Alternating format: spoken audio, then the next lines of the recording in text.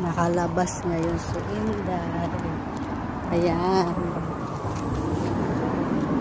Pupunta ako sa Indonesian product. Kailangan kong bumili ng data. Ang ganda dito sa lugar namin. Lahat ng bahay, sarado ang bintana. Ayan. Ito yung part. Yun yung mga bus stop. Ay papunta ng Central. Yun long. Iba-iba. Yan naman yung lake. Palapit ako sa lake. Ayan. Mahangin dito. At makulimlim.